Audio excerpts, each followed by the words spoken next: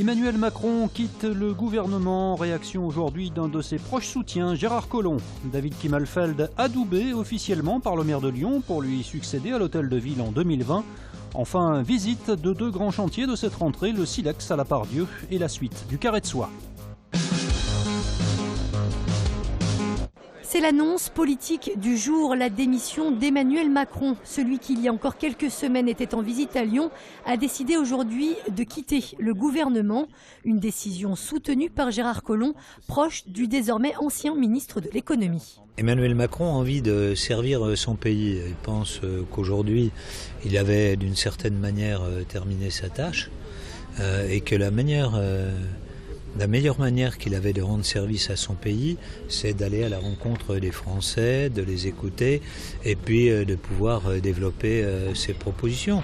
Gérard Collomb qui va même jusqu'à annoncer son soutien à Emmanuel Macron dans le cas où ce dernier se présenterait au présidentiel.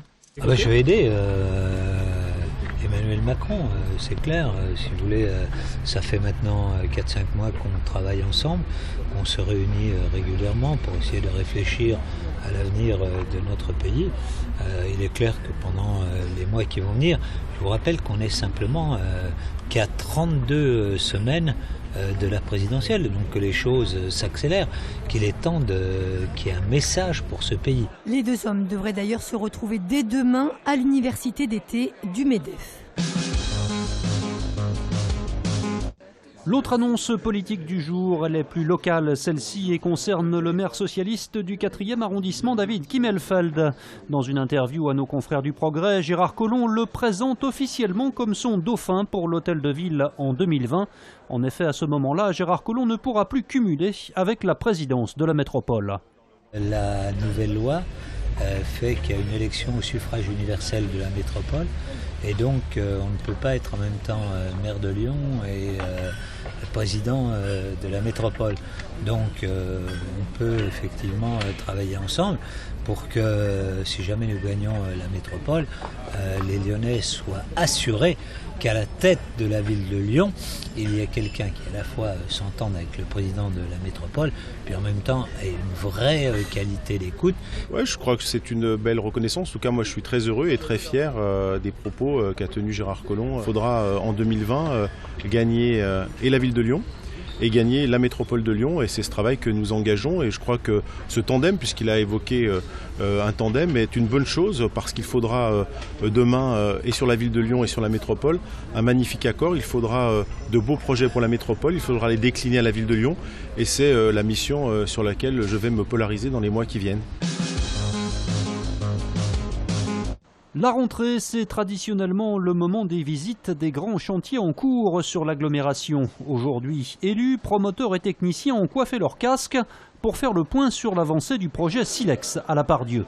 Une opération qui se compose de deux immeubles, Silex 1, 10 700 m² de bureaux qui sont en cours de construction et qui seront livrés au début de l'année 2017, et une opération constituée d'un immeuble bas et d'une tour Silex 2, 30 700 m², de bureaux modernes avec des plateaux de plus de 1000 m² et 23 étages. Le montant total de l'investissement pour Foncière des Régions est de 200 millions d'euros, et les premiers locataires qui occuperont l'immeuble Silex 1 sont les collaborateurs de la société BNP Paribas.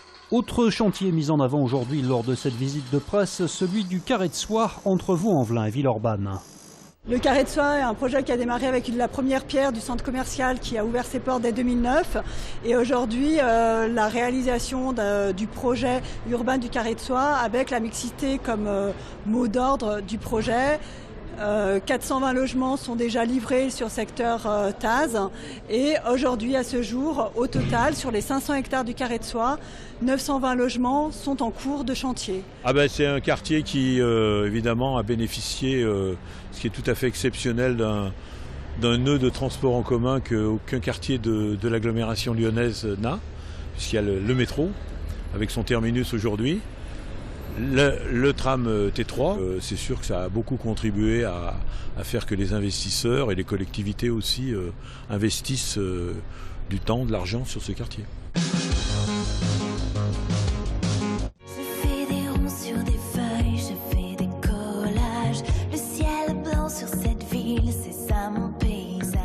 17 ans d'existence, mais toujours aussi surprenant. Le groupe Superbus revient avec un nouvel album, le 6e, aux mélodies pop-rock accompagnées de musique électro.